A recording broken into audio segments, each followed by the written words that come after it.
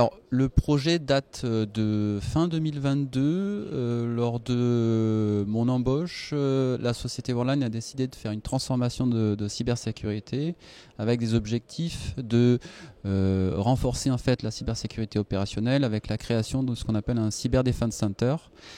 Cyber Defense Center qui aura pour rôle de protéger et de reprendre les opérations de toute la cybersécurité, de tous les systèmes de paiement de la société. Au sein de cette société, des paiements sur différents pays. Nous sommes un des grands leaders en fait, du paiement en Europe. On nous retrouve dans tous les grands marchés sur le paiement online et on-prem et sur d'autres services bancaires que l'on offre à nos clients.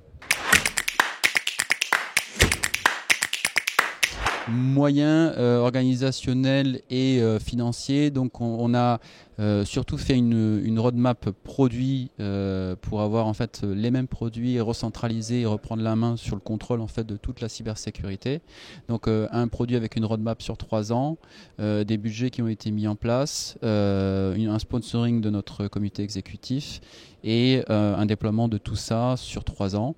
Avec des grands challenges puisqu'on a bon nombre d'infrastructures et de data centers partout dans le monde. Donc le challenge était d'arriver en fait à organiser de façon agile l'ensemble en fait de ce déploiement au sein de la société sur des entités qui ne parlent pas le même langage, qui n'ont pas la même philosophie et recentraliser tout ça.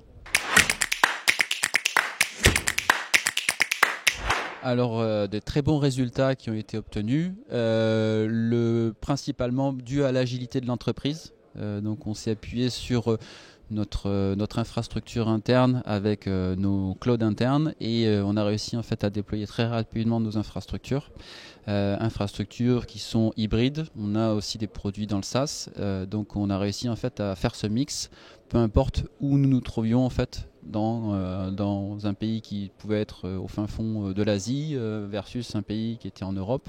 On a réussi à interconnecter toute cette infrastructure grâce à l'agilité du réseau de Worldline. Alors, le conseil principal, c'est la communication. Je pense que technologiquement parlant, peu importe ce qui se passe, je pense qu'il faut arriver en fait à fédérer les esprits sur la même stratégie, la même directive. Donc quel est le gain pour tout le monde, pour l'entreprise et surtout pour les hommes, ce qui n'est pas palpable dans la cybersécurité au départ, qui est une contrainte pour les équipes IT. Il faut d'abord aller convaincre les équipes IT du bénéfice escompté et de la visibilité qu'ils découvriront avec ces outils, parce que peu importe que ce soit un outil de sécurité, l'objectif c'est aussi de donner de la visibilité pour les équipes IT, de savoir ce qui se passe. Un inventaire d'une machine avec un outil de vulnerability assessment, ça peut aider des équipes IT à compléter leur inventaire. C'est une première brique, un premier exemple, mais on peut trouver la même chose sur l'observabilité avec un SIEM pour des équipes réseau qui sont en peine d'observabilité en stackant en fait les outils. Voilà.